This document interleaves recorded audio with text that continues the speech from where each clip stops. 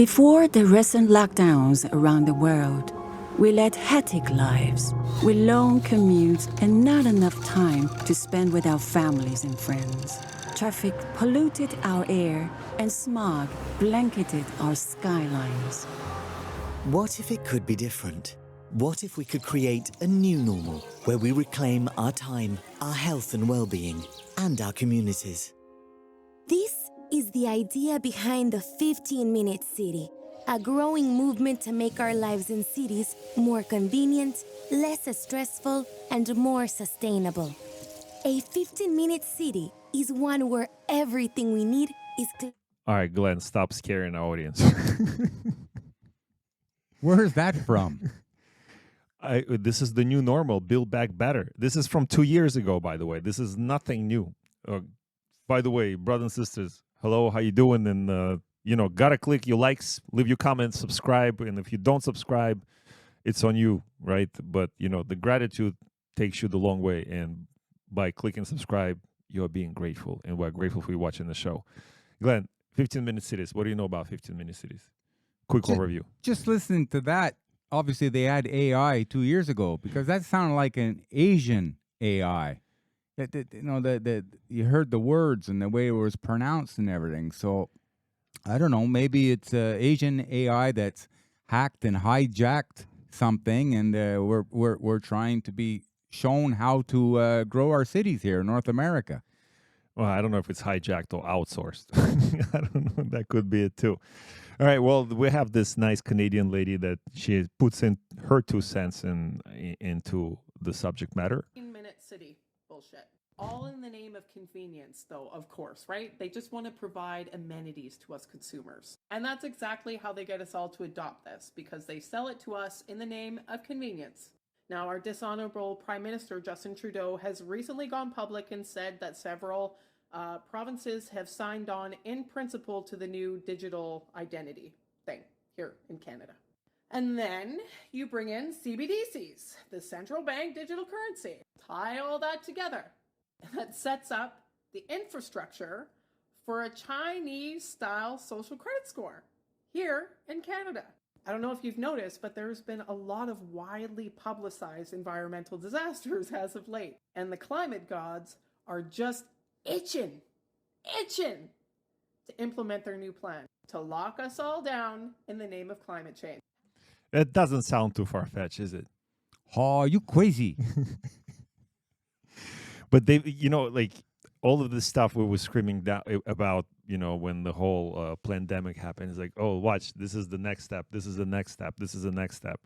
They don't even hide it anymore. I mean, we talked about predictive programming last time on the show, right? And in terms of the movies and TV shows and everything else.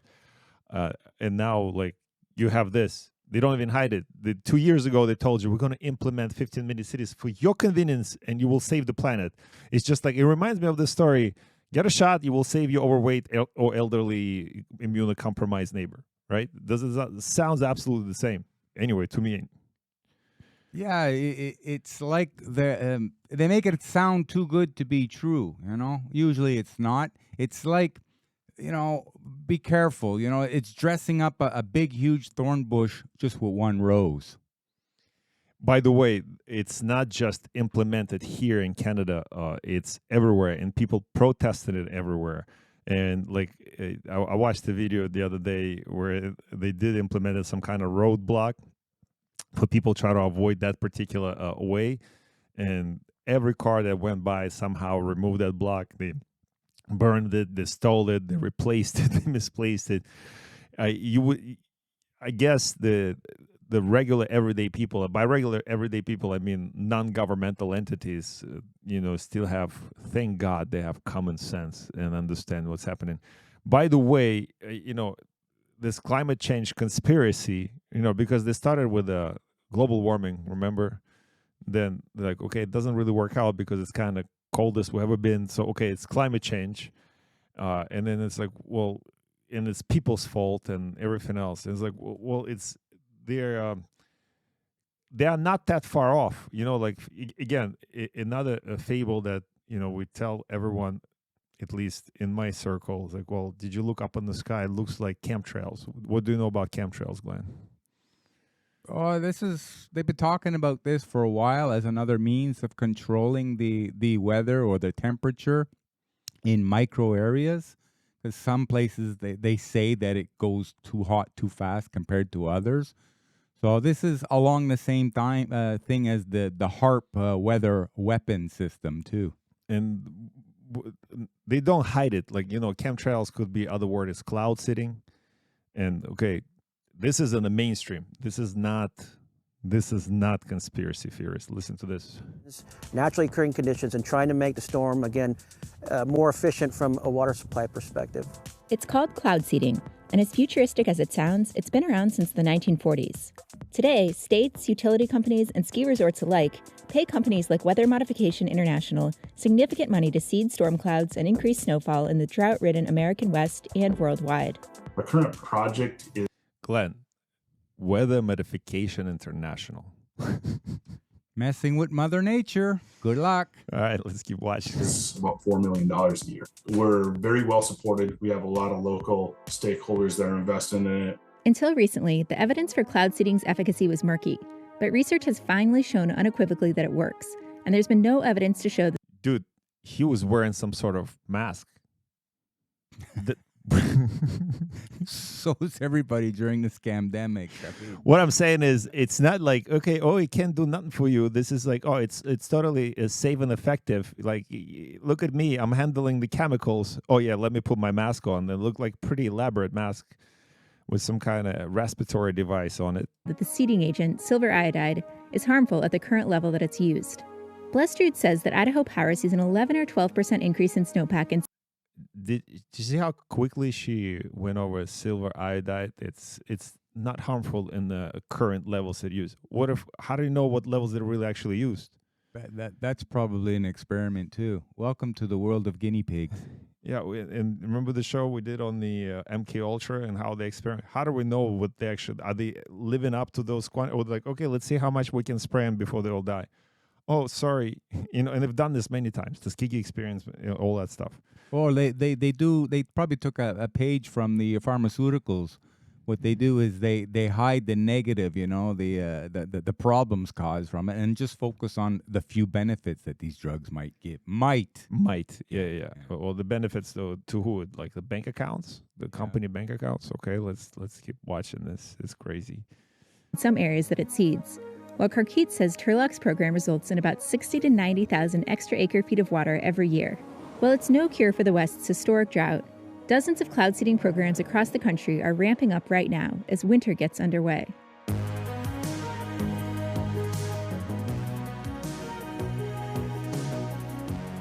All right. If they spraying us with this, right? What else are they spraying us with? That's the only. If they tell you one thing, and then when it rains, the chemicals fall where? Down where we are, or on the food that we eat. Okay, so I looked into this, and I read. Well, it comes from internet, so it can't be a lie. If it's on the internet, it must be true. Discern, big guy, discern. Well, it's Google. Exposure to high levels of silver over a long period of time can result a gray and blue-gray discoloration of the skin and other tissue known as argyria. While this condition is permanent, it is thought to only be a cosmetic problem that is not otherwise harmful to health. So everybody's going to look like little avatars running around. However, silver iodide, the chemical most commonly used to seed clouds, is known to be toxic and regulated under the Clean Water Act as hazardous substance. Be very, very careful. They can't have it both ways. She did tell us in the video that it's in the amounts that they use it's not significant to people's health. I'm reading it here. It's most commonly used to seed clouds is known to be toxic and is regulated under the Clean Water Act as a hazardous substance. Makes you want to start to smoke, doesn't it? I mean, we're getting hammered by every direction. No, I don't want to start smoking.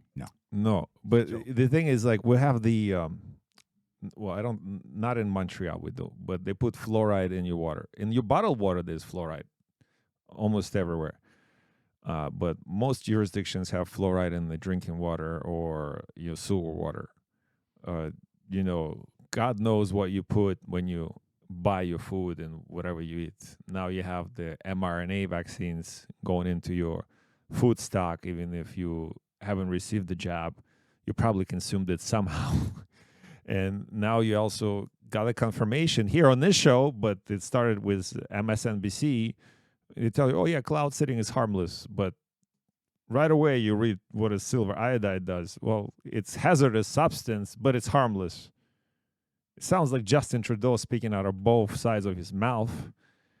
Speaking of Justin Trudeau, he made the news again. Did you hear about this? The ethics commissioner resigned.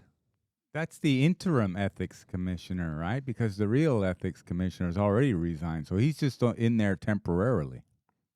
Why are they resigning? Is it because too hot to handle? Yeah, they want to get out before while they still can. Before something hits the fan. Okay, Yeah. let's watch this fella.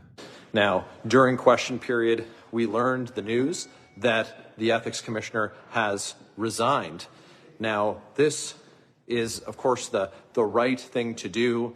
The appointee was the sister-in-law of a sitting member of Justin Trudeau's cabinet who had been found guilty of breaking ethics laws.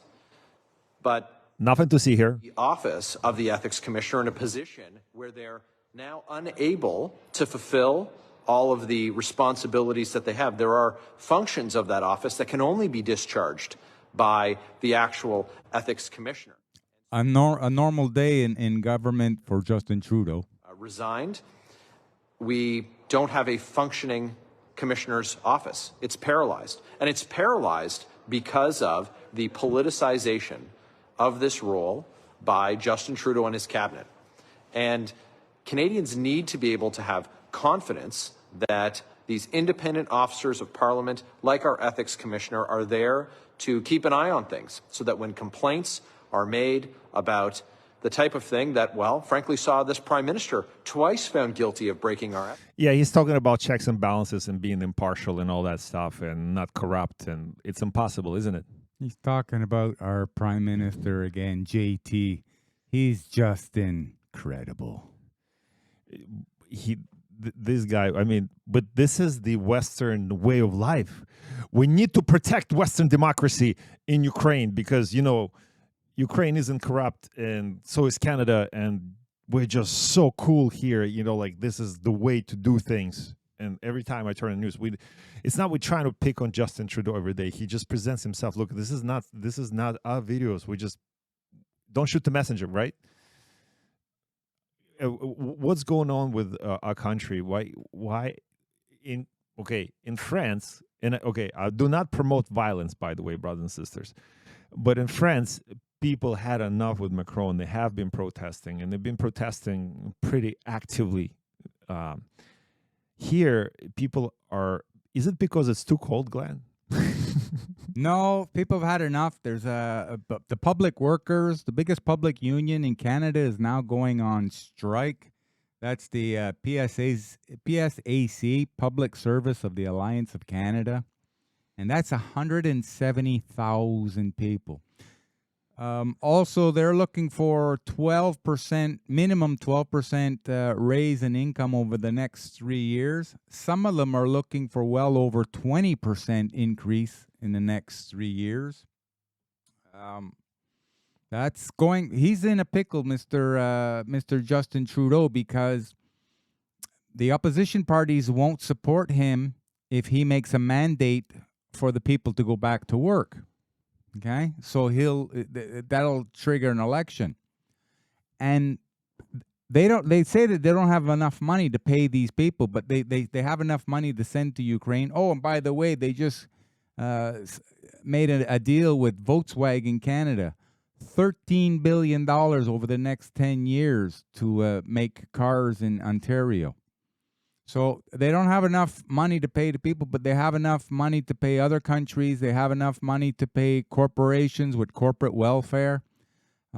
It's time that people realize that they're doing bad things with our tax dollars. We're working, we're being taxed to the bone. The cost of living is going up. So your after tax money income is not enough to keep that standard of living. And a lot of other unions and people are going to be starting to strike too. Because when the government tells you that the cost of living is only going up 5%, well, we know on the grassroots here, it's going up at least double that. So even when the unions, even if they were to get what they want, you know, a 4 or 5% increase over the next 3 years, that would still bump up the average person up into a higher tax bracket.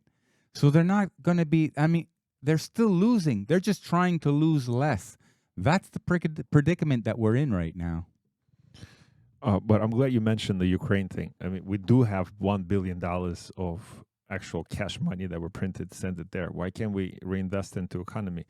Didn't the Justin was giving us a really good economy advice by investing into economy by using your credit cards? That seems really cool, right? Go refinance your mortgage, get another credit card, and invest more. People just gotta eat. You're gonna get a credit card. Most people are stupid, like he said. They're gonna go get a TV. The other people just gonna use it to pay the bills and buy food and stuff like this. Only some will go travel with that credit. Running a government, big guy, is the same thing as running a huge corporation. So if you were to look at Justin Time's track record, Mr. Trudeau has bankrupted the country.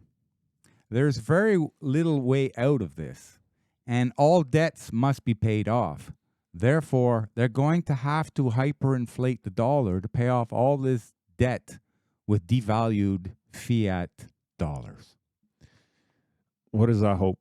Do we have hope here in Canada? Is it our only hope for Justin to go? That'll be the first thing. But Canada we're very lucky to live here because we have all kinds of natural resources. We're a very resource-rich country that the rest of the world will want our resources. So if we can get around all these crazy government restrictions that make it difficult for business to succeed here and industry to really develop here and get rid of all that protectionism, then Canada will do very, very well, especially being beside the most wealthiest partner in the world, the United States of America, and also with Mexico for its young demographics. And Americans and Mexicans seems like they got their head on the shoulders a lot straighter than the Canadian government does at this point. And I think Canadian government is a lot more sold out to WEF. Speaking of America and going back to the roots, there's a lot of not woking, but waking up happening. And, we did cover that beer story with Bud Light, and, some other companies took advantage of it. Did you see the Budweiser commercial here? Made you want to go to Bud Heavy. Oh, by the way, this is not an endorsement of alcohol on this show by any means. About a beer. What a beautiful beast. Rooted in the heart of America. Found in a community where a handshake is a sure contract. Brewed for those who found opportunity in challenge and hope in tomorrow. Raised by generations, willing to sip, share, risk, remember. This is a story bigger than beer. This is the story of the American spirit. Says it all, right? Back to tradition. That's what it sounded like. They had a nice family traditional thing going on there. By the way, do you know there's a Budweiser brewery that used to be Labatt Blue, right? Here in LaSalle. Yeah, we had Labatt's here. Yeah, and now it's Budweiser. Yeah, there's a big Budweiser sign now on the water tower here in LaSalle, isn't it? Yep. Let's see if I can find the image. Yes, here we go.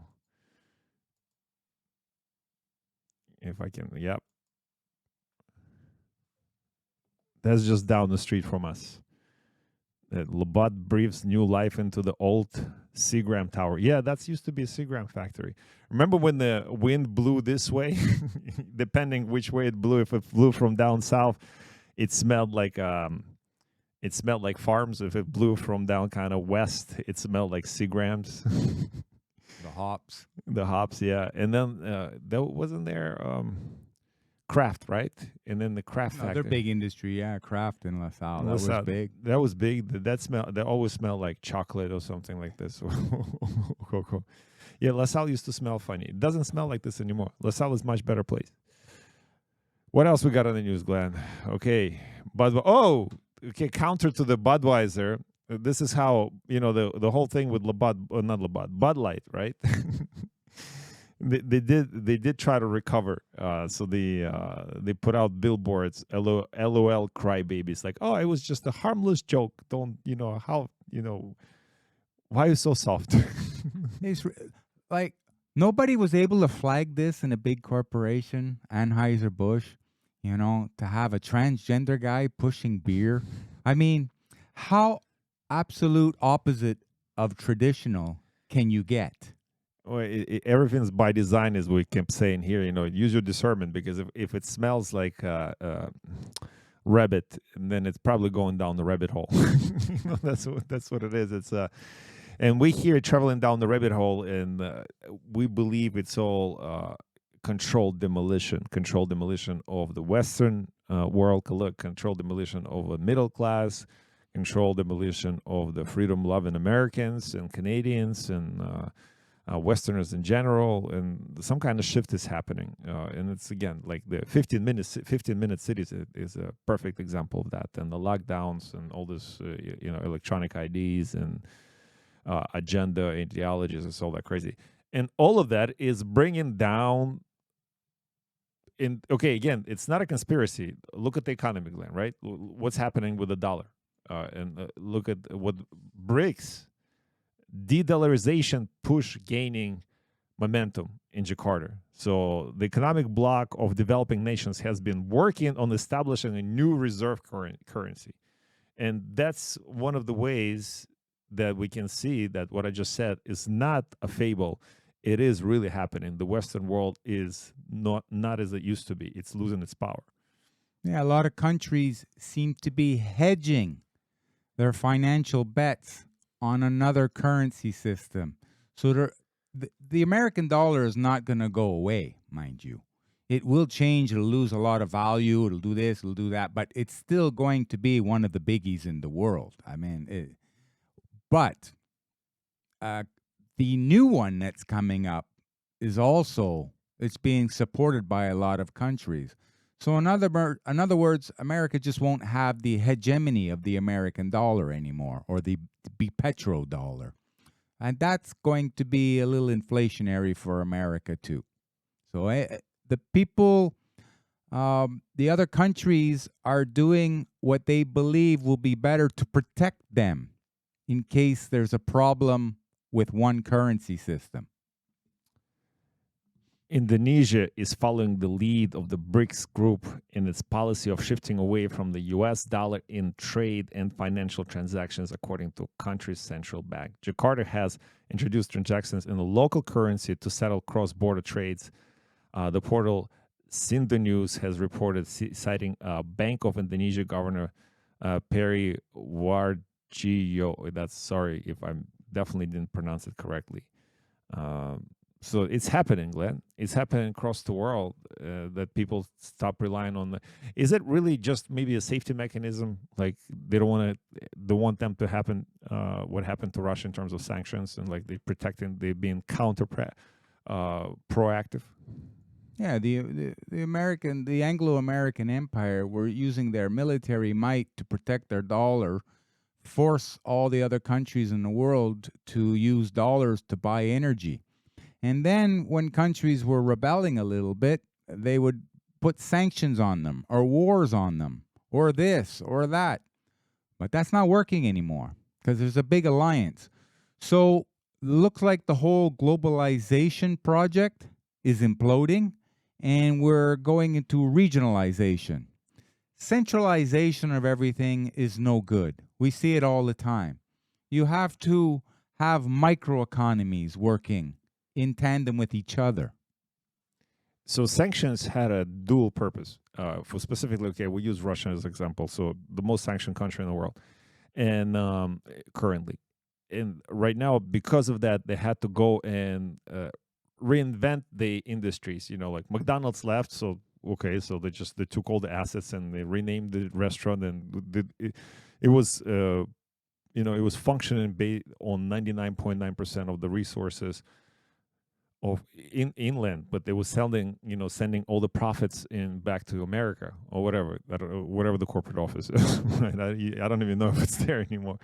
Oh, but all those sanctions backfired, and most of the Western economies, specifically Europe, are in the trenches, and they're talking about doing another round of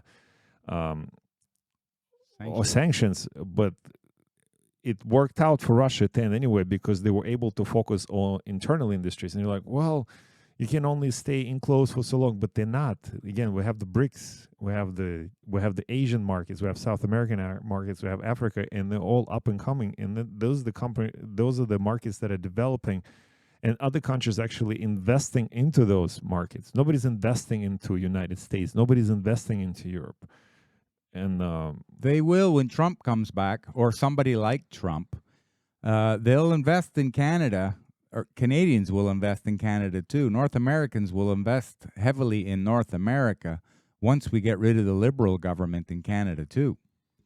But again, going back to the sanctions, they backfired. It's not the Russian banks, and the Russian banks had the assets taken over. They've been SWIFT has been taken out. All kinds of monies got stuck in. Now Ukraine wants to reappropriate it to rebuild itself. Taking assets from countries like Canada and stuff like this. But it's the European banks that are crumbling. It's the American banks that are crumbling as a result of all this misfortune. Major distractionary while being also quickened up evolutionary. That's reverse globalization speeding up. That's why we say it's getting harder here in the West. In many countries around the world are having, the citizens are protesting. They're rebelling against the governance. Again, another distraction, right? Yellen warns the decoupling from China would be disastrous. Big guy Yellen was a globalist, okay? She was bought and paid for. She was put there for World Economic Forum and Council on Foreign Relations Affairs.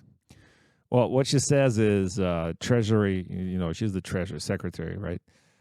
She said that Biden administration was prepared to accept economic costs as it sought to protect U.S. national security interests from threats posed by China, and even as she appealed to Beijing to cooperate on shared global concerns. Here's a conflict of interest. She was head of the Federal Reserve Bank. Okay? And then Trump. But that's how she got the job, isn't she? No, then Trump got rid of her, and then she became the head of the Treasury. That's not conflict of interest, according to she's the inside person. She's like, okay, that's like a retirement job. How old is she? Well, I don't think she has 50 years left on the planet, that's for sure. But it's not a matter of age. It's who her allegiance is to. And lately, when they're interviewing her, Congress is interviewing her, you can tell that she's on a panic hot seat. So it's all been found out. It's all playing out in front of our eyes. She's been MIA a few times too. Could be health concerns, or maybe just scared, no answers. But it's interesting that they are like, oh, let's pull out from Beijing for national security concerns. That's what Trump was doing during his presidency. He pulled all this manufacturing back. He tried to bring Apple back and everybody else. And then when the Biden came in, everybody ran back into China for whatever reason. Not too fast. No, I don't think so, big guy, because there's still a lot of jobs available here. Under Trump's tenure in 4 years, I mean, unemployment went the lowest it's ever been. A lot of immigration, they wanted to come here because there was so much opportunity.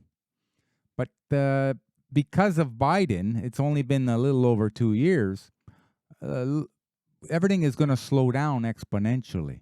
You would almost think it was arranged, but you have to show the people slowly but surely. You can't do it too quickly or else they'll be overwhelmed and they'll just give up. I give up. I give up. No, we have to work together to empower the people, to make them think of proper decisions for themselves, to navigate themselves through this tricky game of life where you have to discern the difference between the real and the fake, phony, and false. Speaking of fake, phony, and false, how to ruin an economy, Germany to ban new gas and oil heaters in building by next year. That's fake, phony, and false. It's like the economy is struggling as is. What are they going to replace those fuels with? Electricity? What are they going to get electricity from? You know, you should let the free markets decide. If they come out with the new technologies, and the new technologies, the price of energy to whatever you need it for is substantially less, then the people themselves, they will upgrade because they'll see the advantage of it. But when private interest groups try to force the government into indoctrinating a belief system into the people, no, we know what's best for you.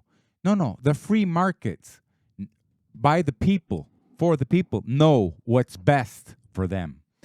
Didn't we just cover the article on the last show that they stopping all the nuclear plants?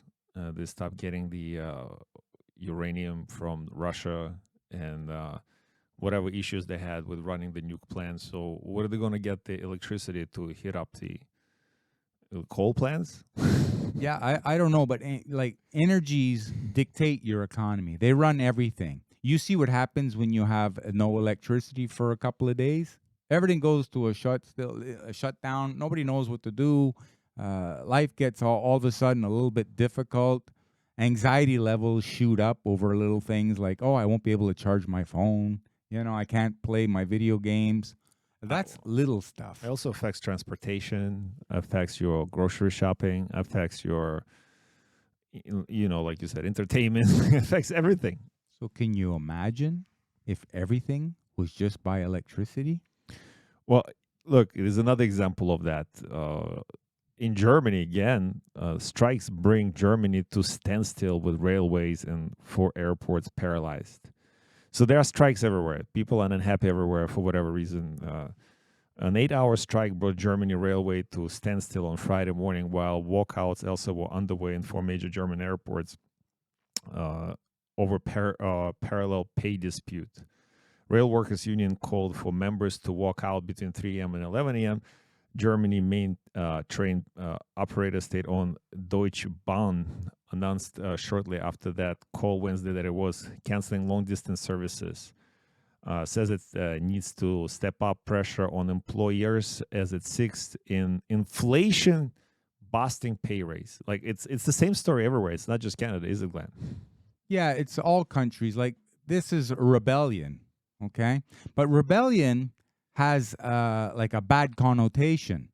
This is rebellion for a positive benefit. It's like protesting, you know, without it getting out of control.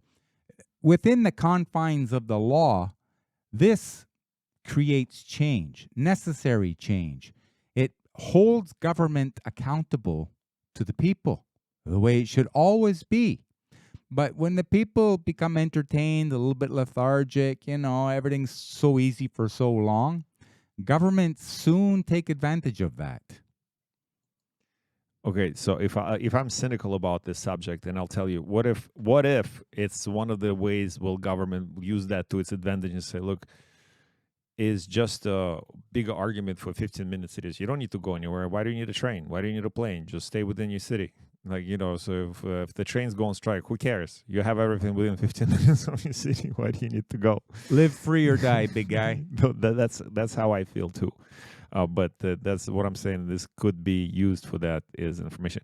Now, speaking of entertainment, Twitter's back on the news, and I don't really know about this anymore. Like how much of that is a misinformation, distraction. It probably is, but we covered the story that Twitter gave designations to companies like BBC, Canada CBC, and NPR as government, propaganda outlets, and now they actually removed that. And I don't know what's this all about, Glenn. Do you venture to guess? Well, it's out now. People know, and they see it. We just proved it on the show yesterday, or the last show we did. Well, CEO Elon Musk explained that Twitter was only trying to be accurate and even change some of the labels, switching the BBC designation from government-funded to publicly funded. And while CBC tag was rewarded as 69% government-funded. However, as of Friday, no labels could be seen, which is today, Friday, on any of the accounts mentioned. The tag was also removed from other media outlets, including Russia RT and Sputnik and China's Global Times and how will you pronounce that? Label was likewise absent from the accounts of journalists associated with other outlets. Nothing but state-sponsored would be another term. In other words, the state, the taxpayers pay the government, and the government pay the branches of the indoctrination machines to control your perception of what is real and to control how you think to prepare you for the plan that they have for you in the future. But do you think Elon Musk is so smart? Because I believe this is what he's doing. He's just being proactive, and he's like, look, you're going to mess with me? I got this vehicle now. I can reach to the masses, so I can be counter to what you're doing with your government propaganda sources. So let's play nice. I know you have those taxpayer money. I know you can print money. Help me out. I'll help you out. So sort of like, is it like a kind of blackmailing technique? Look, I can do this too. We can both play that game. And now he goes after the not only corporate stuff and government sponsored stuff, he also goes under the other puppets. And Elon Musk again removes this blue check from Beyonce, Lady Gaga, Oprah, and some other. I don't know how to describe those people. Big guy, I'm gonna have to let you run with Twitter. I don't have Twitter. I'm not a tweet sort of guy. I don't know why this is making the news. This is a good point that you're saying. I don't really have anything to say. Why is it important? I mean, it's not that like enormous amount of money. I guess maybe they have like verified blue checks, and he wants them to pay $8 or $16 a month. I would assume maybe he's trying to get more revenues out of the celebrities. Is like, okay, you can pay.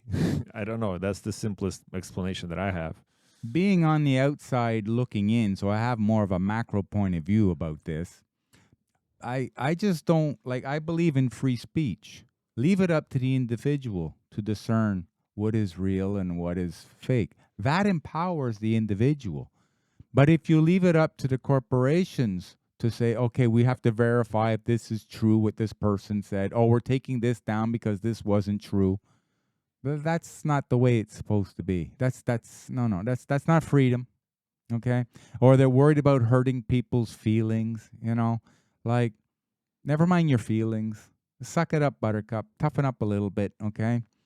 Life is going to get a little harder. Now you're going to have real problems. Well, again, Elon Musk, he's still in the news. And this is the reason. I don't know, people consider him as like a savior, the next coming, because he's so great.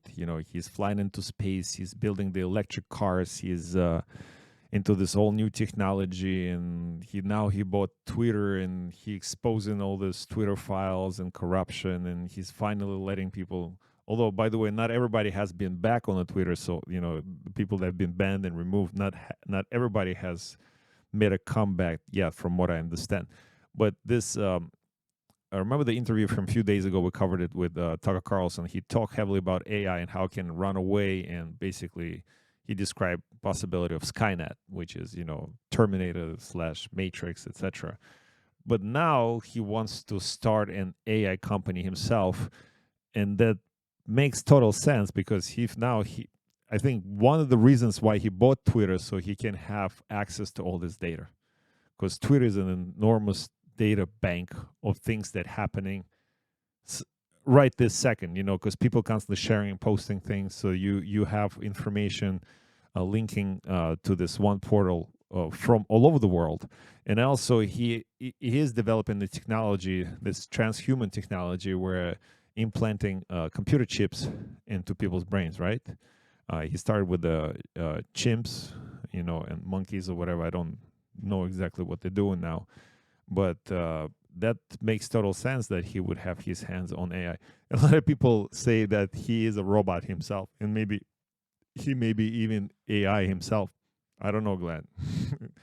It seems all crazy to me with all this, chat GPTs and AIs going on. I don't feel comfortable.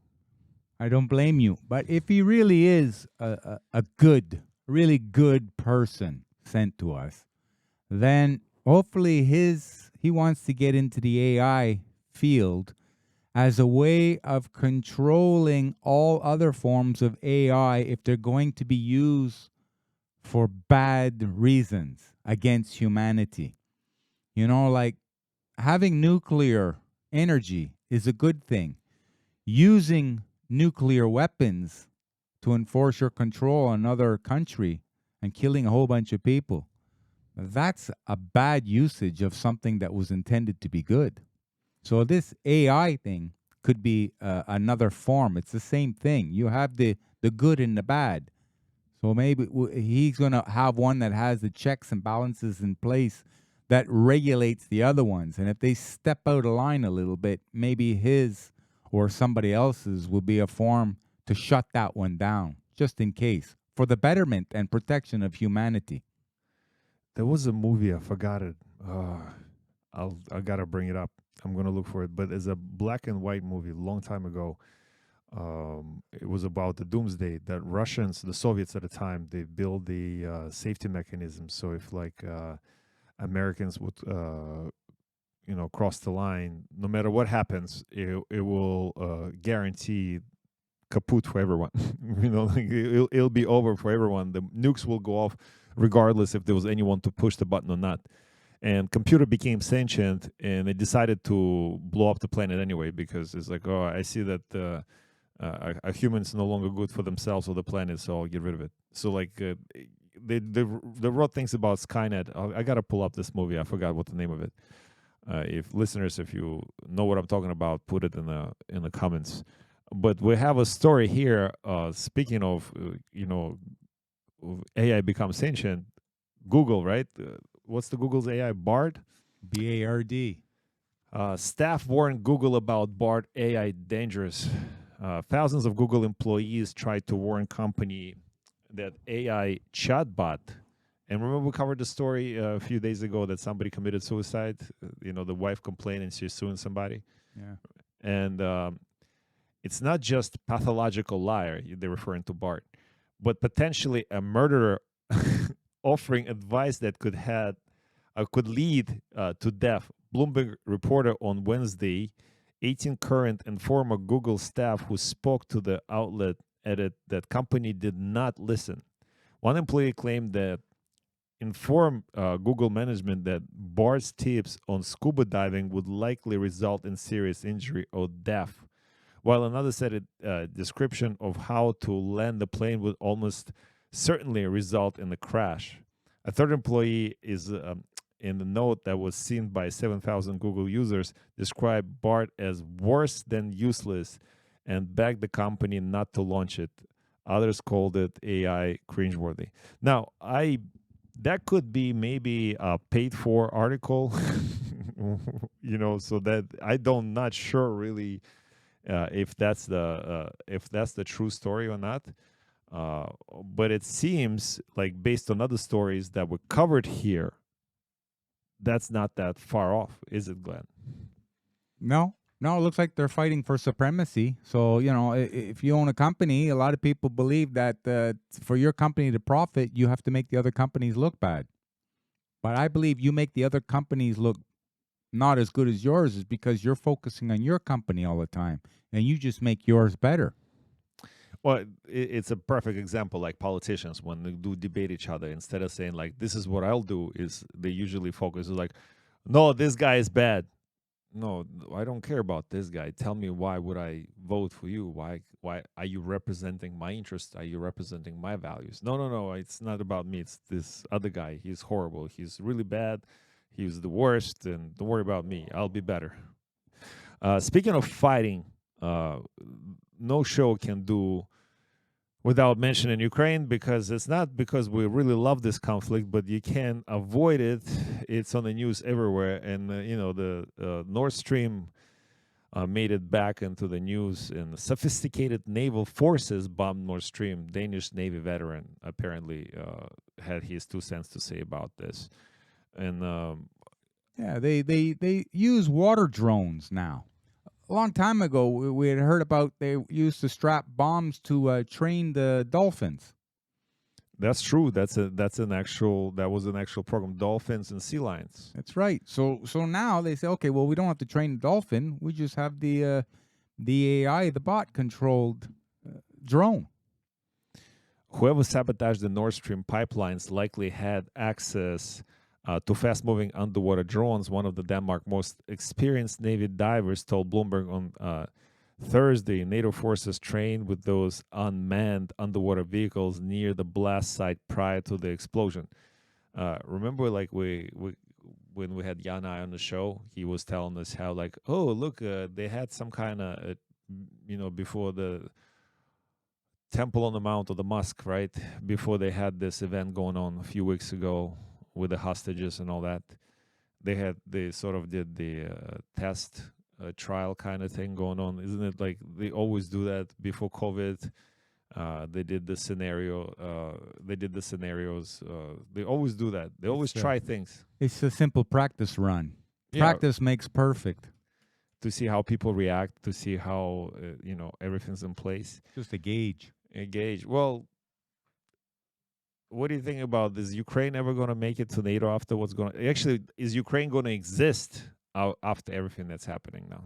Is NATO going to exist in 10 years from now? 5 years from now? That's a really good question. I think that's a really good point. If whatever's happening in Ukraine now, in Ukraine completely stop existing as Ukraine, and some of it goes to Russia, some of that goes to Europe, some of that goes to whatever, how it's going to be divided, you're right, maybe there's no more NATO.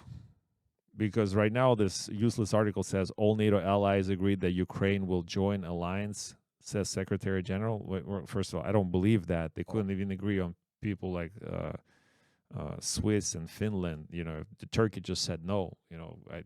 Hungary, Turkey, Romania. Is Romania part of NATO too? I believe so, yes. Yeah. Well, there's a lot of countries who are just kowtowing the line. They're playing both sides like Mussolini did during the war. But that they're just doing what's best for their country. And they're just switching power to the allegiance to whoever they believe is more powerful in the world. Well, now U.S. to begin training Ukrainian forces on donated Abrams tanks. Look how carefully they use the language. That's Breitbart, by the way. Donated. Okay, so that's what it is. Arms supplies now donation. Glenn, that's a good way of describing this. There's a CNN. Let's watch the CNN video. What's it about? International Rescue Committee. He's a native Ukrainian. Artem, you have a question for the National Security Advisor. I do, yeah. I wanted to ask, do you have a regret that if United States has started supplying weapons earlier... He's wearing my suit. Saved? Take that back. So in 2021, the first year of the Biden administration, the United States provided far more lethal assistance, weapons, to Ukraine than in any previous year in U.S. history. Javelins and other critical anti-armor systems to help build the Ukrainian defense. And we flowed that assistance as we were seeing the Russian troop buildup in the spring of 2021, and we kept flowing it as we saw the subsequent... Oh, so they're like, oh, the Russians are building up inside the country, so let's build up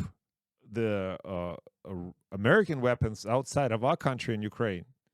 That makes sense. That makes sense. So like the Russian wasn't reacting the other way. Okay, so it's not the Russians that were reacting to American buildup, and now that we know biolabs, and now that we know that there are American troops fighting Russians in Ukraine, they're still talking nonsense. I don't know. This is horrible, Glenn. You know something, big guy? Look, again, from a macro point of view, this looks more distractionary than anything else. The unfortunate thing is there's a lot of people, innocent people, who are dying or their whole lives are being torn up. Yes.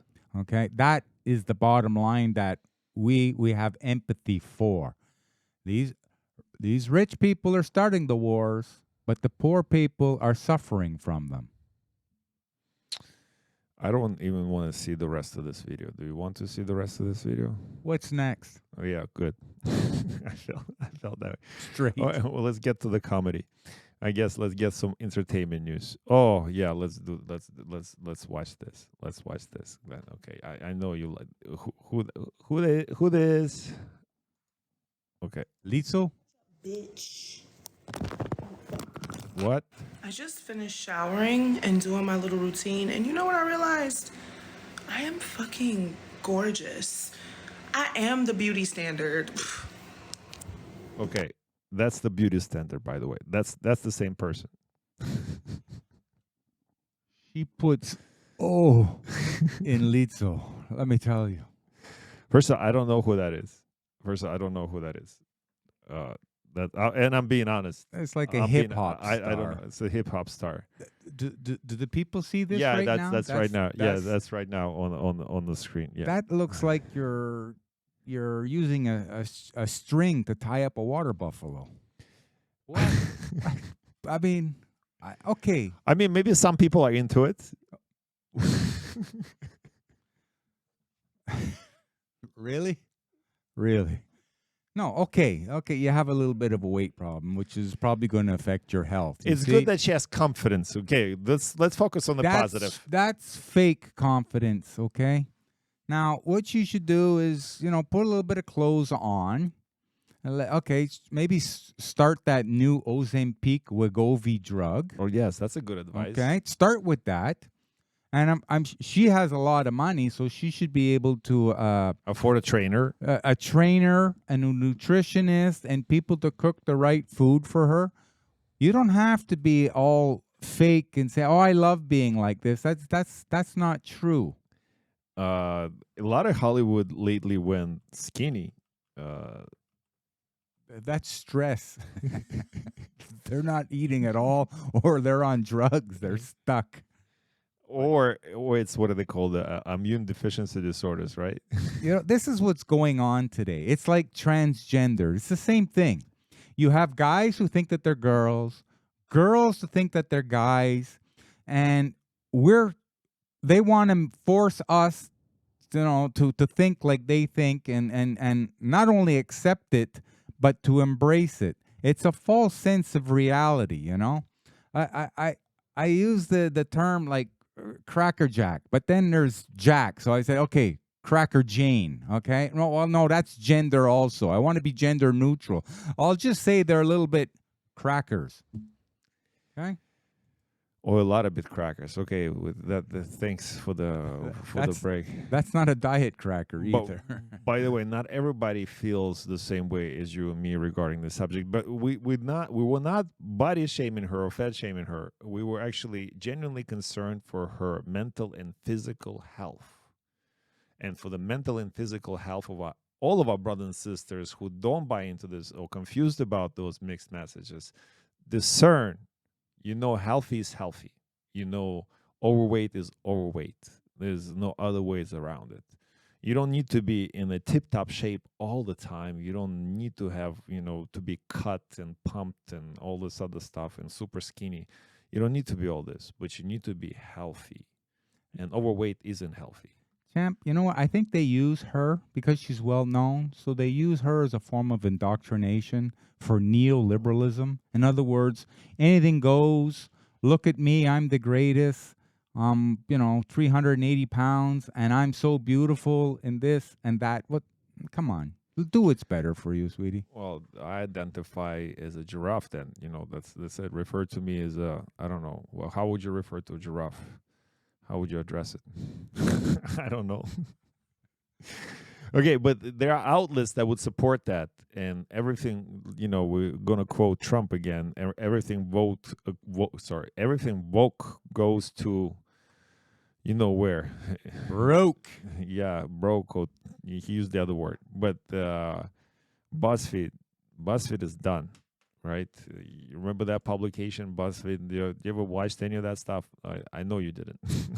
I know you didn't. Not willingly. It's far left. It's a rhetorical question.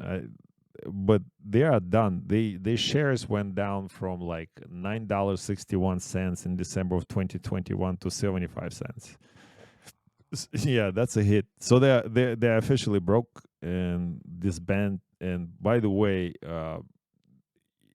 that they're not the only ones. The Vice is next. Vice.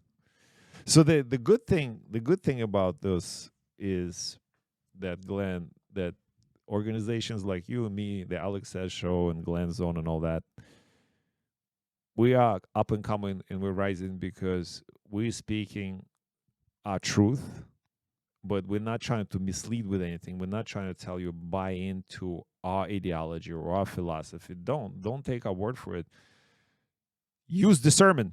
Use some of the practices. We do interview some really cool people that talk about different things that are beneficial to you, and not in forms of ideology, but specifically disciplines and philosophies that you can apply to your life to better yourself as a man, as a woman, as a human. And this is a really good way to finish the show, Glenn. Do you have any last words? What is your advice to our brothers and sisters? No, it's definitely what you just said. Of course, we're not being paid by some big government or some wealthy industry group or private interests. We do this just to help out people. That's all. We're not paid provocateurs. We don't want to cause trouble. What we want to do is get people to start asking questions themselves. Wake up. That's all. We just want to help to wake you up, to open your peripheral of potentiality, to look out there and to navigate your way through this amazing game of life. It's going to be tricky in the next couple of years. We have a lot of problems coming our way, obviously. That's not a negative. Out of these problems, we're going to find solutions, and we're going to come up together again. This is a very good advice. Stick together, brothers and sisters. We love you. We're here supporting you. Support us by subscribing to our show and send us money. We'll see you in the next one.